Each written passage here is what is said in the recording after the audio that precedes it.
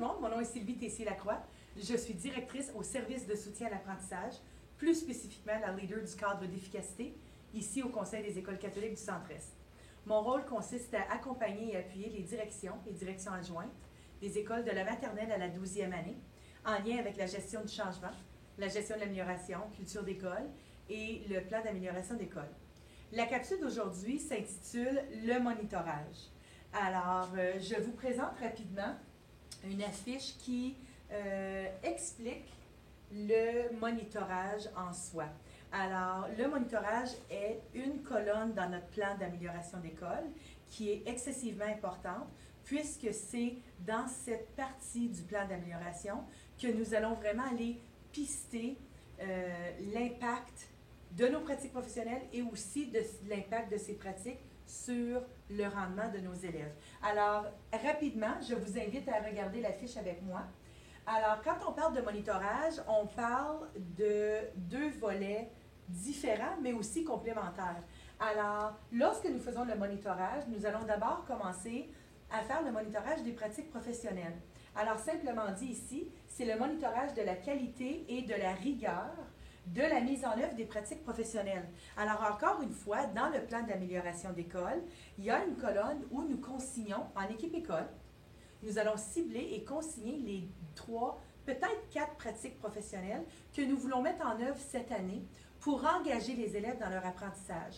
Alors, toujours faut-il aller monitorer l'impact de ces pratiques sur le rendement et la réussite de nos élèves. Parce que comment allons-nous savoir si justement ce qu'on fait est la bonne chose ou devons-nous changer notre pratique? Alors, la première chose, le premier volet, du monitorage, c'est d'aller monitorer, pister les pratiques professionnelles. Alors, la mise en œuvre, la qualité et la rigueur de ces pratiques professionnelles-là. Et ensuite, il faut aussi aller monitorer l'impact de ces pratiques professionnelles-là sur le rendement des élèves. Alors, simplement dit, le monitorage de l'impact des pratiques professionnelles sur l'apprentissage des élèves. Alors, la façon le plus rapide et efficace de pister l'impact sur les élèves, c'est évidemment le fameux tableau de pistage. Alors, d'un clin d'œil et rapidement, comme professionnel, on peut se dire, voilà, j'ai tant d'élèves qui réussissent, tant d'élèves qui réussissent moins bien. Alors, qu'est-ce que je fais avec les élèves qui ont déjà réussi et qu'est-ce que je fais avec les élèves qui ont moins bien réussi? Et pour ceux et celles qui connaissent bien notre séquence d'apprentissage, alors, vous avez compris qu'on répond à la 3e et à la 4e question. Alors, voilà. Et en passant, si vous me permettez une petite parenthèse sur la séquence d'apprentissage, les 5 questions qui se retrouvent dans la séquence d'apprentissage, ce sont des questions qu'à un moment donné, quelqu'un a décidé d'écrire, mais ce sont des questions que fondamentalement et intuitivement, comme pédagogue, on se pose lorsqu'on planifie une séquence d'apprentissage. Appelez-le un module d'apprentissage, une unité d'apprentissage, appelez-le comme vous voulez. Mais cette séquence-là, de la planification à l'actualisation et à la réflexion après l'enseignement d'un concept, qu'on appelle communément ici la séquence d'apprentissage, les 5 questions qu'on se pose, alors, qu'est-ce que nous voulons que nos élèves sachent, fassent, comprennent, communiquent? Comment le saurons-nous? Qu'est-ce qu'on fait avec ceux qui ont appris? Qu'est-ce qu'on fait avec les élèves qui n'ont pas appris? Et quelle stratégie ou quelle pratique professionnelle à haut rendement a eu le plus d'impact pendant l'enseignement et l'apprentissage de cette séquence-là? Alors voilà, c'est quelqu'un à un moment donné qui a eu la brillante idée de juste consigner ces questions-là, mais fondamentalement, intuitivement, chacun d'entre nous, nous posons ces questions-là lorsqu'on planifie une unité d'apprentissage. Alors, ferme la parenthèse. Alors voilà, alors si je reprends rapidement, nous allons faire le monitorage toujours de 2 aspects. La mise en œuvre, la rigueur et l'excellence des pratiques professionnelles, et ensuite, l'impact de ces pratiques-là sur la réussite et le rendement de nos élèves. Quoi, pourquoi, comment et qui du monitorage. Alors voilà, le quoi, que ce soit pour les pratiques professionnelles ou pour les élèves, le monitorage de ces 2 aspects-là. C'est quoi le monitorage? C'est une activité par laquelle on mesure, on apprécie l'efficacité des pratiques professionnelles pour obtenir l'impact recherché chez les élèves. Alors, vous voyez à ce moment-ci le lien très étroit entre le monitorage et notre fameux plan d'amélioration. Alors, notre document par excellence pour justement planifier et actualiser l'amélioration chez nos élèves et dans nos écoles. Alors, pourquoi on fait le monitorage? C'est vraiment pour aller mesurer l'impact des pratiques sur le rendement des élèves. Pourquoi? Alors, l'intention de ce monitorage-là. Si je m'en tiens au volet pratique professionnelle, pourquoi et quelle est l'intention de monitorer les pratiques professionnelles? Simplement dit, assurer la qualité et la mise en œuvre des pratiques professionnelles ciblées dans le plan d'amélioration. Mesurer les évidences de l'impact des pratiques sur l'impact recherché chez les élèves.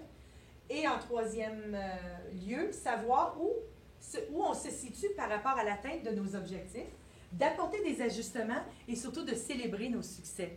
Alors, est-ce que notre pratique a eu vraiment l'impact que nous voulions? Si oui, bravo, on continue. Et la cinquième question de notre séquence, on va aller réinvestir cette pratique professionnelle-là.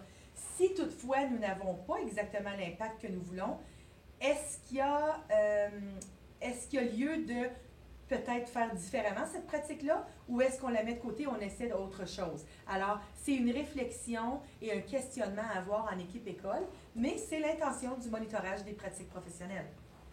Comment on fait le monitorage des pratiques professionnelles? Alors, quelles sont les preuves d'apprentissage? Vous allez remarquer ici aussi le lien non seulement entre la séquence d'apprentissage, mais notre fameux Inukshuk. Alors, l'outil de notre politique en matière d'évaluation du ministère, l'Inukshuk et la séquence, et le plan d'amélioration, vous allez commencer à voir au fil des capsules que je vous présente, justement le lien entre tous ces concepts-là qui se rapportent vraiment à la gestion de l'amélioration.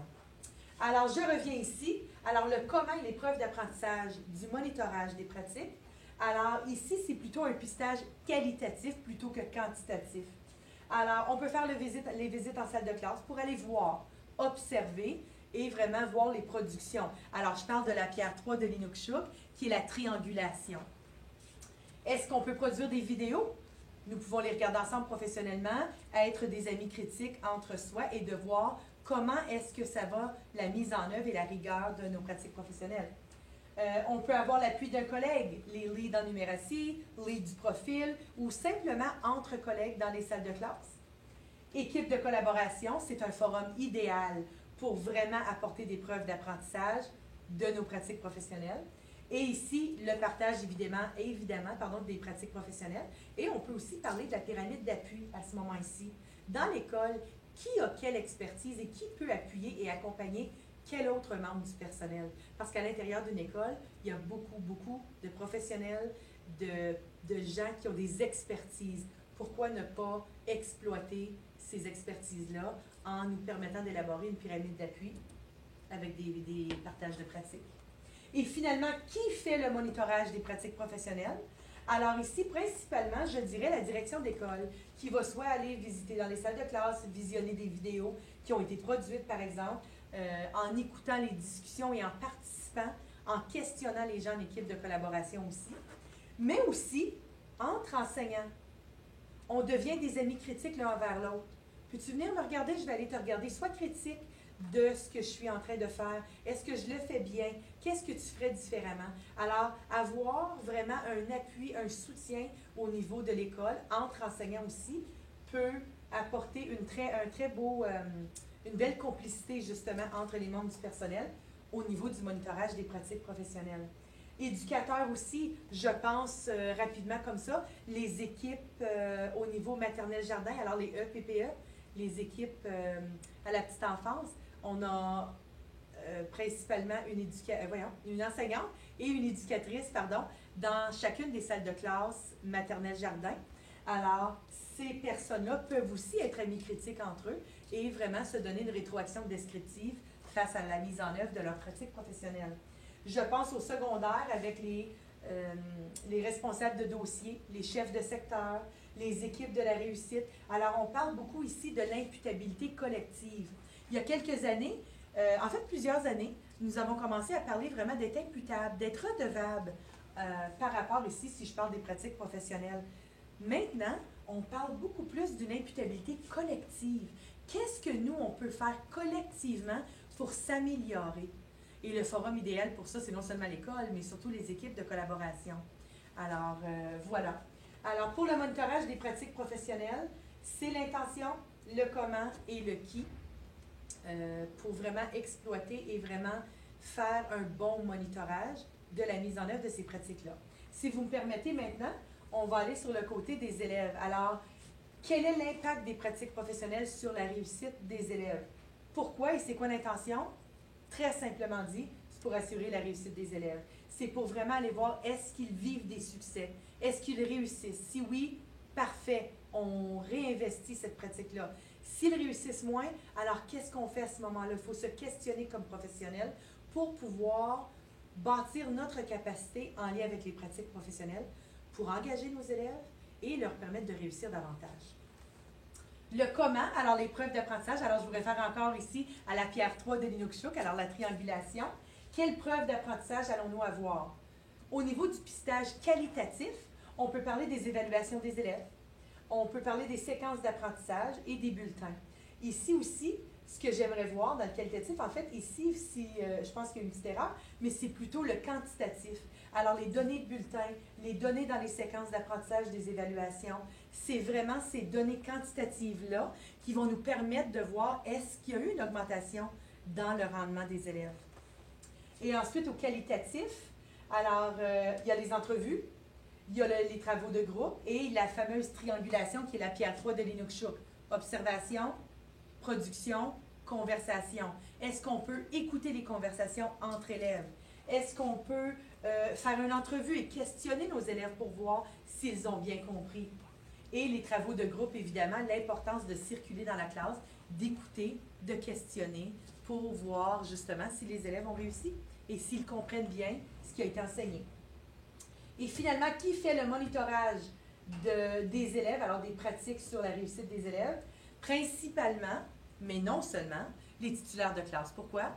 Simplement parce que les titulaires de classe sont toujours ou presque toujours en salle de classe avec leurs élèves et peuvent suivre l'évolution et l'amélioration de ces élèves-là. Toutefois, il y a aussi l'enseignante et les enseignants ressources qui peuvent et qui viennent appuyer les titulaires en salle de classe. Si on parle au secondaire, les enseignants et les enseignantes parés, les enseignants ALF PANA, alors les enseignants ressources aussi qui appuient nos élèves qui n'ont pas exactement acquis la langue française encore, et nos nouveaux arrivants aussi, les éducateurs dans l'école et la direction, évidemment. La direction ici est mise est mise en parenthèse, simplement parce que la direction d'école peut être témoin facilement de l'impact des pratiques professionnelles sur le rendement des élèves.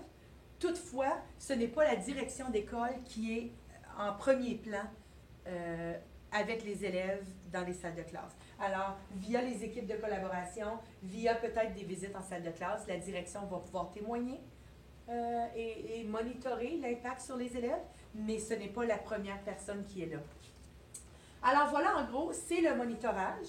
Alors, j'espère que ça éclaircit un peu les deux volets du monitorage, pourquoi on fait le monitorage et qui principalement devrait faire ce monitorage-là dans la gestion de l'amélioration dans l'école, qui est en lien évidemment avec notre temps d'amélioration.